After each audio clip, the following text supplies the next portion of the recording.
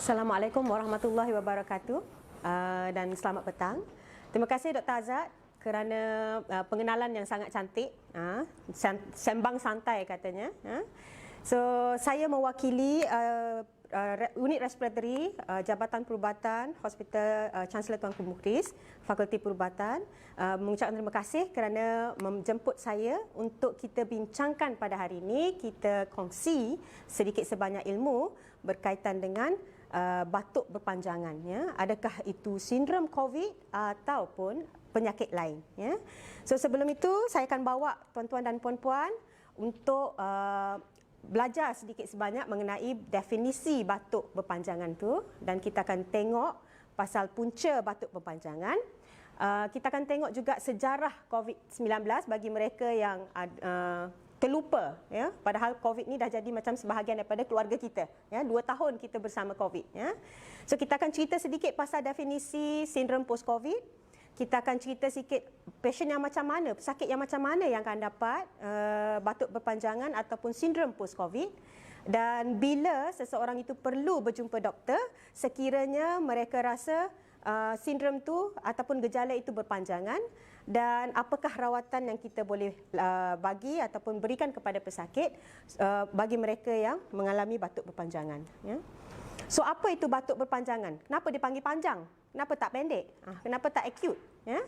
So batuk berpanjangan ini adalah batuk yang berterusan selama 8 minggu. You see, 8 minggu, ya. So 8 minggu makna 2 bulan, ya, 2 bulan. So kalaulah batuk tu on and off, contohnya batuk sekejap dan berhenti, sekejap berhenti. So berterusan selama 8 minggu, kita kira itu adalah batuk berpanjangan, ya. Kenapa batuk berpanjangan ini penting? Sebab banyak punca. Dia adalah bukan biasa.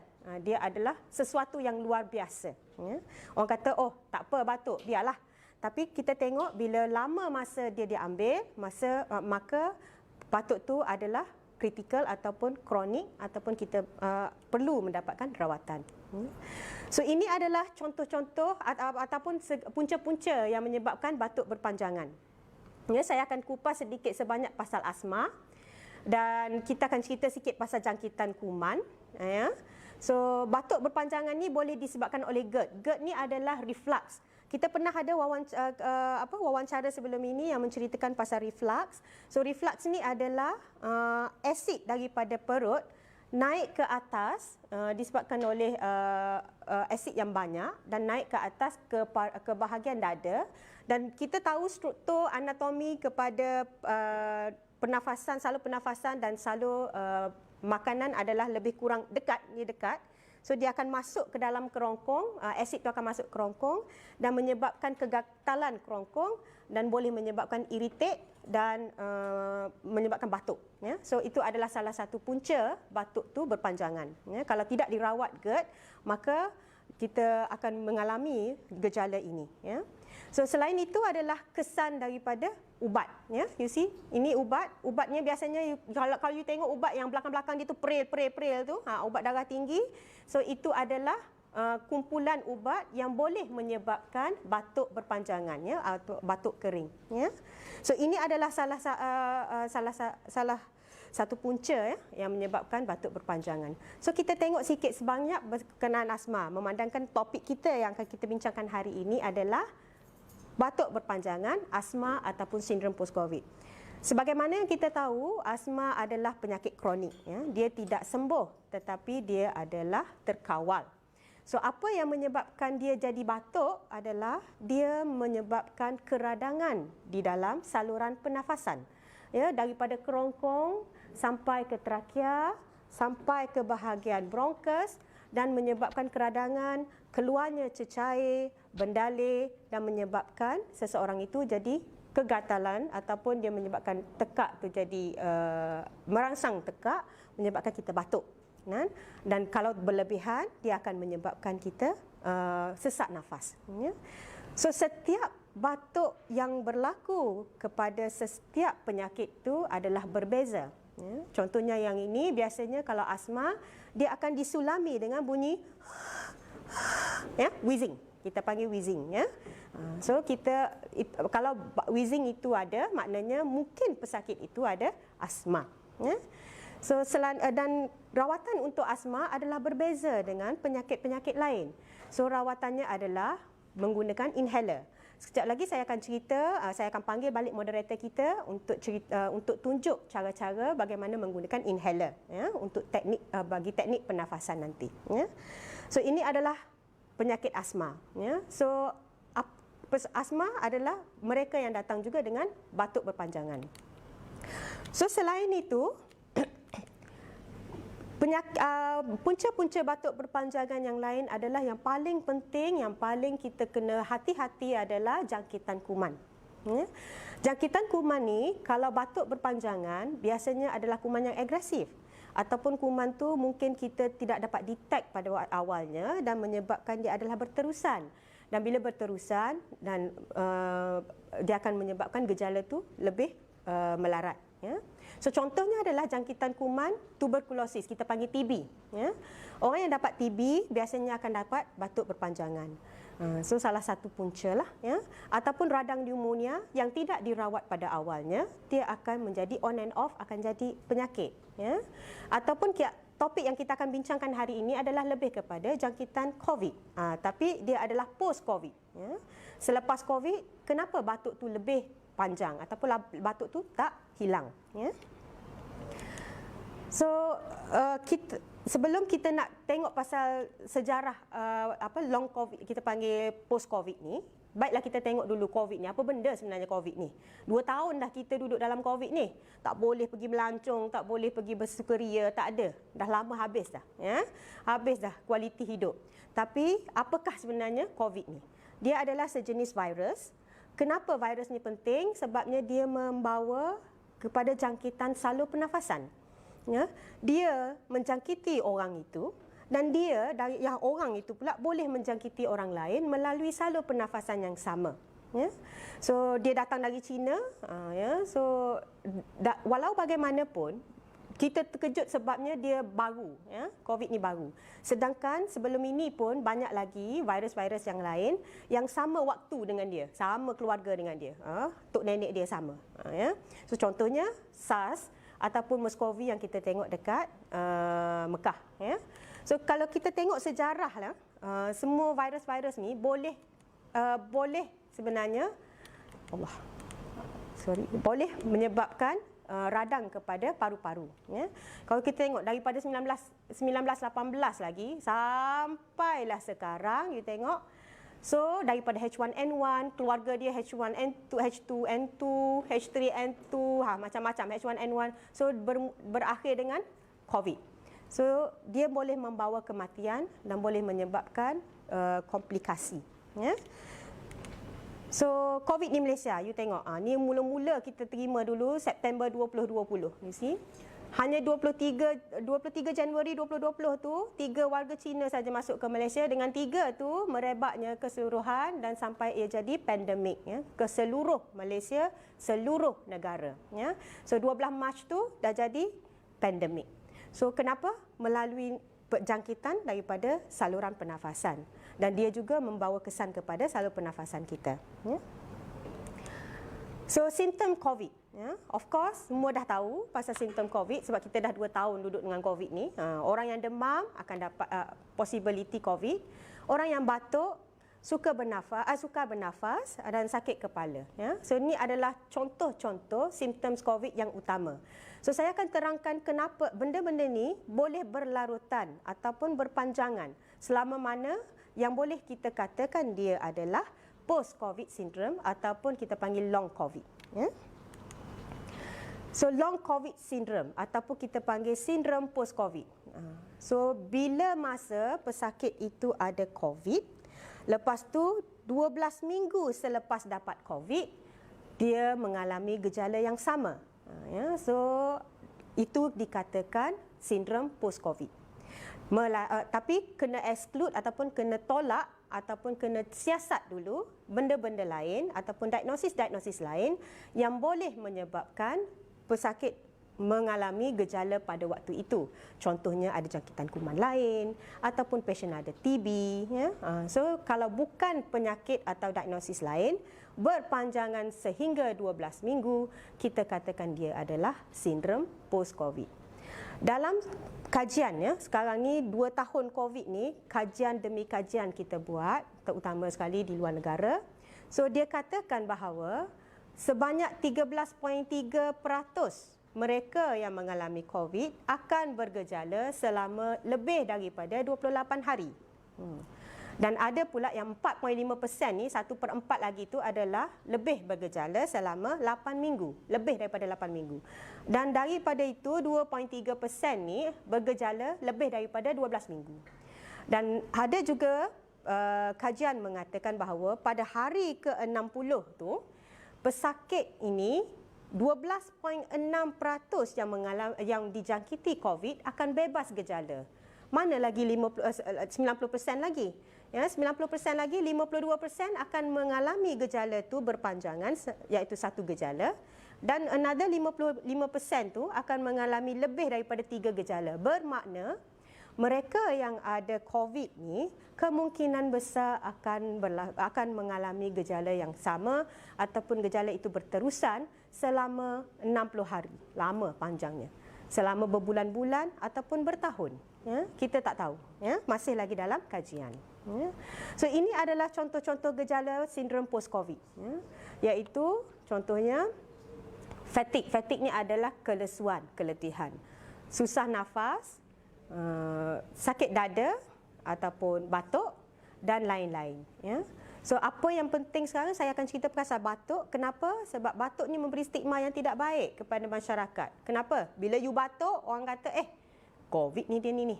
Ya? So tak bagus. So apa yang kita kena faham adalah batuk tu tak semestinya COVID, tapi dia adalah sindrom komplikasi daripada COVID. Ya? So siapakah yang berisiko untuk dapat sindrom post-COVID? Kenapa orang tu tak dapat? Kenapa saya dapat? Ya? So orang yang macam mana yang kena yang akan ada sindrom post-COVID ni? Iaitu mereka yang senior umurnya. Tengok, lebih daripada 50 tahun. Ya, orang yang dia buat kajian, orang yang lebih daripada 50 tahun berisiko untuk mendapat sindrom post-COVID atau gejalanya lebih panjang. Ataupun orang yang lebih berat badannya, ya, obese ataupun overweight. Ya. So mereka yang obese mungkin akan bergejala lebih, ya, ataupun lebih panjang. So lagi pesakit perempuan yang ni kontroversial, kontroversi sikit kontroversial. Ya. So mereka yang merokok ada potensi untuk bergejala lebih panjang, ataupun mereka yang mempunyai sejarah kemasukan ke hospital dan ke ICU, iaitu kategori 3 ke atas. Ya.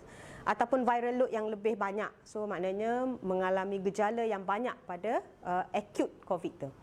Ya, dan juga mereka yang mempunyai comorbid, penyakit yang sejarah penyakit kronik sebelum itu, terutama sekali penyakit asma ataupun COPD dan juga kencing manis. Ya. Dan of course vaksinasi, ya, vaksin. Ya. Those yang tak ada vaksin mungkin kemungkinan besar akan menyebabkan pesakit itu lebih dapat kepada sindrom post-COVID. Ya. So salah satu sindrom post-COVID ni batuk. Kenapa batuk ni? Lepas batuk, batuk lagi. Lepas batuk, batuk lagi. Lepas tu panjang pula tu. Ya? Lama pula tu. Kenapa? Bila you batuk, you tend untuk bernafas dengan mulut. Bila bernafas dengan mulut, angin yang masuk tu adalah kering. Bila kering, dia akan rasa gatal di kerongkong dan menyebabkan lagi you lebih batuk. Dan merangsang kerongkong dan paru-paru untuk menyebabkan you lebih batuk. Ya? So benda inilah yang kita kena tengok dan mendapatkan rawatan. Ya? So ini adalah cara bagaimana COVID tu dia merangsang kita punya salur pernafasan. Ini adalah salur pernafasan. Ya? Ini adalah salur pernafasan. So COVID ni benda asing yang masuk dalam tubuh kita. Ya? Bila benda asing masuk melalui sistem pernafasan tu, dia akan melalui tekak. Ya?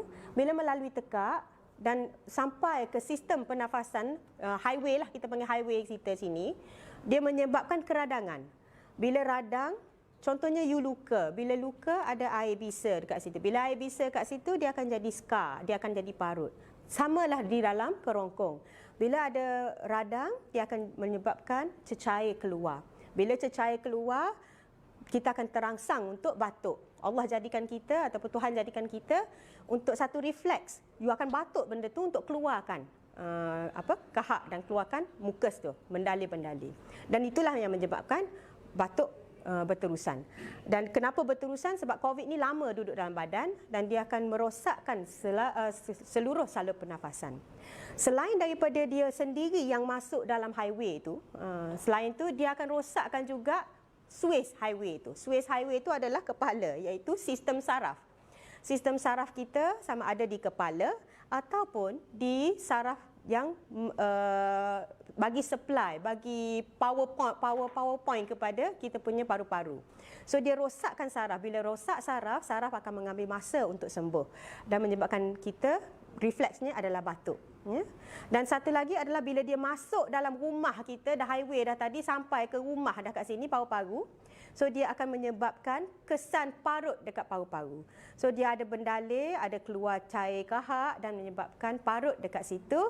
So parut tu kita panggil fibrosis. Dan fibrosis tu dia adalah salah satu daripada interstitial lung disease yang memerlukan rawatan segera. Ya. So apakah rawatan-rawatan yang untuk sindrom post-COVID, terutama sekali batuk, ya, simptom batuk.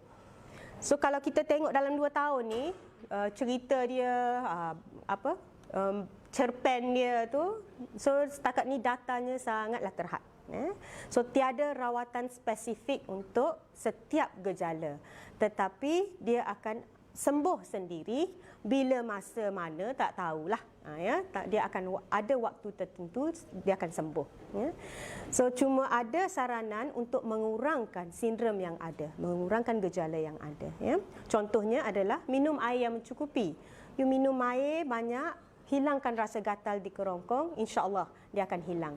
Ataupun sekiranya batuk itu membawa kepada kesihatan mental sehingga you rasa tak boleh buat kerja sampai merosakkan aktiviti you ataupun menyebabkan you tak boleh pergi kerja. So kita boleh mendapatkan konsultasi daripada doktor sama ada kita boleh bagi ubat, ya.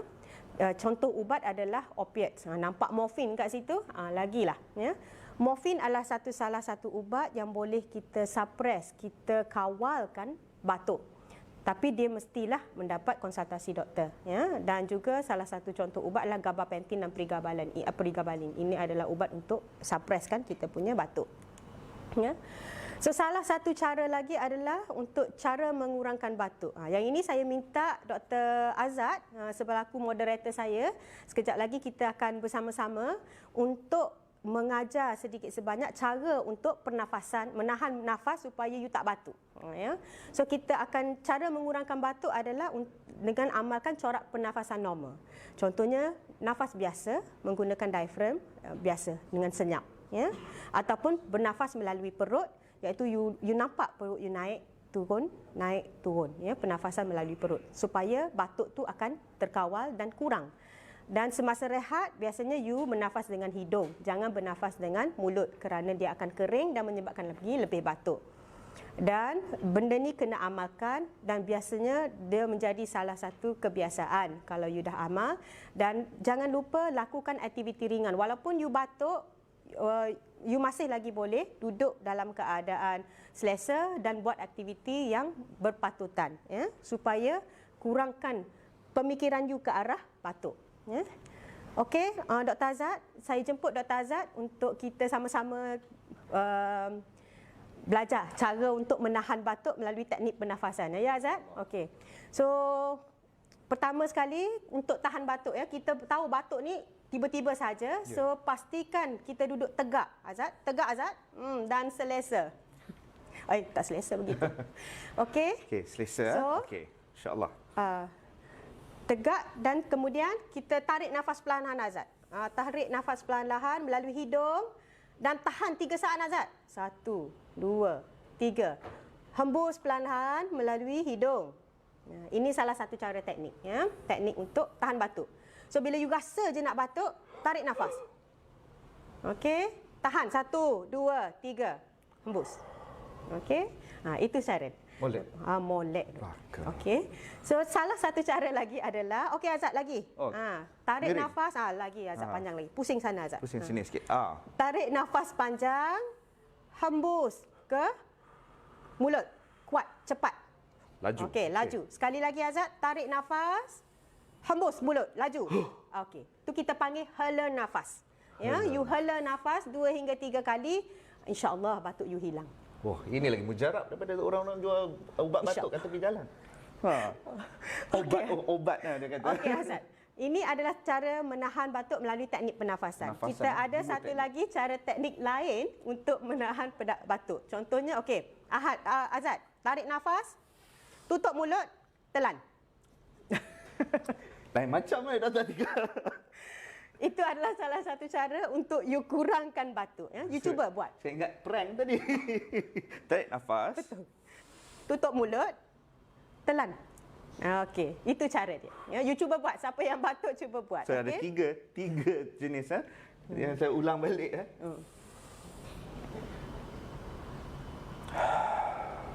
Baik. Teknik lagi. pertama. Teknik kedua. Hela nafas. Baik. Lagi. Ni yang teknik ketiga prank tu. Betul. Bagus Azad. Okey. Pas. Salah satu cara lagi adalah kena hisap lozenges. Boleh ataupun gula-gula. Dan penggunaan inhaler. Azad, tunjukkan inhaler Azad. So penggunaan inhaler. Kepada mereka yang ada asma, biasanya perlu menggunakan inhaler dengan frequent, dengan berkala. Kerana bila post-COVID ni, dia lebih kepada radang dan rangsang kita punya kerongkong. So ini adalah inhaler bersama dengan aero chamber. Ya. So masukkan dalam ni. Okey. Hizap, Azad. Okey. Tekan. Kita boleh nampak ada hala ni, dia akan bergerak setiap kali kita ambil nafas. So kita akan kira dalam 10 pergerakan tu baru kita keluarkan aero chamber. Bagus Azad. Terima kasih Azad. Dapat dia daripada telekinesis dia. Okey, itu adalah penggunaan inhaler, ya. Okey. So itu adalah salah satu cara atau teknik untuk menahan batuk. Memandangkan kita tak ada treatment, ya. So kita akan boleh buat macam itu. So lagi untuk bagaimana orang tu kalau dah ada batuk, dia nak dapatkan rawatan ataupun dia kata oh ini tak apa, batuk yang biasa. So siapa yang post COVID ada batuk, perlukan rawatan adalah mereka yang mengalami gejala yang berterusan ataupun mengganggu kualiti hidup sampai kesihatan mental, ya. So yang itu perlu dapatkan rawatan daripada doktor, ya. Dan mereka yang mengalami gejala-gejala berikut lebih daripada satu ataupun gejala itu semakin teruk ataupun melarat, perlu mendapat rawatan segera, ya. So salah satu cara bila pesakit itu datang dan mendapat rawatan, apa yang akan kita buat adalah maksudnya kesihatan buat adalah kita akan tengok balik sejarah klinikal dia, ya. Ataupun kita akan tengok tahap simptom semasa dia ada kena COVID dan juga kita akan tengok tempoh lama mana dia kena jangkitan. So masa itu adakah ubat diberi dan dia ada komorbid, contohnya ada asma ataupun COPD, ya. Dan mungkin doktor tu perlu membuat X-ray paru-paru, ya. X-ray untuk tengok apakah yang berlaku di dalam paru-paru sebab dia batuk berpanjangan, ya. Kadang-kadang kita boleh dapat orang yang batuk ni tiba-tiba ada TB pada waktu tu.